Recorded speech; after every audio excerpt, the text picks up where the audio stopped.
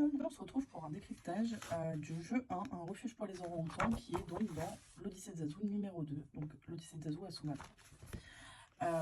Donc le jeu consiste en fait à construire des abris pour les orang-outans. Malheureusement, vous allez évoluer dans un monde où les industriels de la palme prennent de plus en plus d'espace et donc vous allez être limité dans le temps pour pouvoir construire le refuge des orang-outans. Les orang-outans sont des espèces qui se construisent des nids, d'accord? Et c'est eux qui le font eux-mêmes.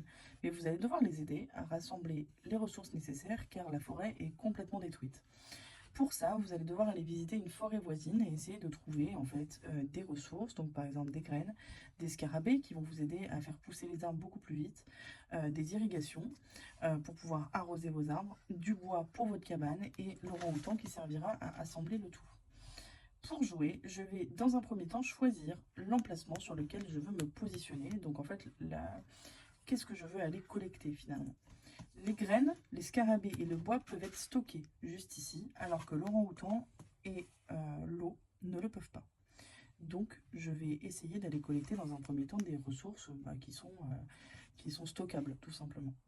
Donc qu'est-ce que je vais faire? Je vais me placer sur un emplacement. Attention, vos petits espaces ici vont potentiellement se détruire au fur et à mesure car l'industrie de la palme va progresser et évoluer. D'accord? C'est un jeu qui va fonctionner avec des jets de dés et je vais vous montrer tout de suite comment ça se passe. Dans un premier temps, je vais choisir un emplacement parmi les arbres à graines, les colonies d'escarabées, l'orang-outan d'irrigation, le tatouage et le bulldozer. Par exemple, je vais décider d'aller collecter des graines et là je vais avoir le choix entre plusieurs emplacements. Soit je viens me mettre à l'intérieur de la forêt, donc c'est-à-dire un dé de valeur 6 ou plus, donc 6 uniquement finalement. Et dans ce cas, je collecterai une graine. C'est largement plus sécuritaire, mais par contre, ça me paye beaucoup moins. Si je viens ici, l'emplacement est beaucoup plus dangereux, mais aussi beaucoup plus fructueux, parce qu'il faudra que je fasse plus de 1 pour être sûr de remporter 3 graines. Dans cet exemple, je vais m'y placer. Hop.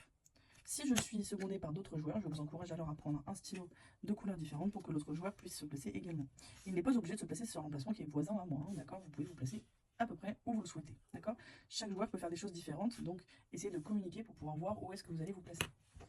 Donc, pour cet exemple, je vais faire un jet de dés et on va partir du principe que je tombe sur le 1, d'accord? Si je tombe sur le 1, alors l'emplacement le plus loin, donc le plus proche de la sortie de la forêt, va être détruit. Quand je parle d'un emplacement, je ne parle pas d'un petit carré, je parle bien d'un emplacement entier. Donc, jusqu'à la fin de la partie, je ne pourrai plus jamais collecter une graine avec une valeur de plus de 1. D'accord? Si j'avais fait un autre chiffre, j'en profite pour flex un petit peu avec mon papier façade. Si j'avais fait un autre chiffre, donc que je m'étais placé ici, et qu'en tirant le dé, j'étais tombé par exemple sur 2, j'aurais détruit cet emplacement-là, hop, la colonie de scarabées. Et moi, ensuite, je vais faire mon jet de dé pour savoir si je gagne mes 3 graines. Bon, vous l'aurez compris, il faut faire plus de 1. Donc, quoi qu'il arrive, que je fasse 1 ou plus, je vais gagner mes 3 graines. Donc là, je vais pouvoir stocker mes 3 graines. D'accord? Hop. On va continuer à jouer de cette manière, mais vous allez le voir, au bout d'un certain temps, énormément d'emplacements seront détruits. Et la grande particularité de ce jeu aussi, c'est le bulldozer. Quand le bulldozer s'active, donc c'est-à-dire que je tombe sur la case 6, un abri entier est détruit. En fait, un emplacement de la nouvelle forêt a été utilisé pour faire une plantation de palmes. Donc cet abri ne pourra jamais être construit. Il y a plusieurs conditions de défaite. Si jamais l'abri 4 venait à être détruit donc par les industriels de la palme, vous allez évoluer comme ça, donc en allant de 8 à 16, à 7, à 6, à 5, puis à 4.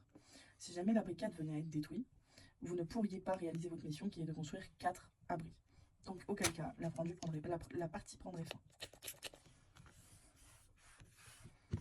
La seconde condition de défaite serait que une ressource ne soit plus du tout accessible. C'est-à-dire que par exemple, vous ne puissiez plus du tout avoir d'orang-outan pour assembler vos abris. Auquel cas, il ne vous serait pas possible de remplir votre mission non plus. Et la partie prendrait fin.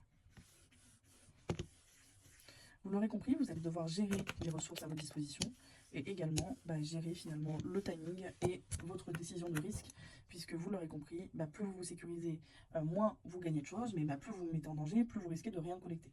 Si je me trouve sur la case qui est détruite à mon tour, donc si j'ai pris par exemple les graines, je reprends mon premier exemple de tout à l'heure, si j'ai pris les graines, d'accord, et que j'ai coché donc cette case-là et que les graines venaient à être détruites, alors ma Zazu perd une plume et je passe mon tour jusqu'au prochain.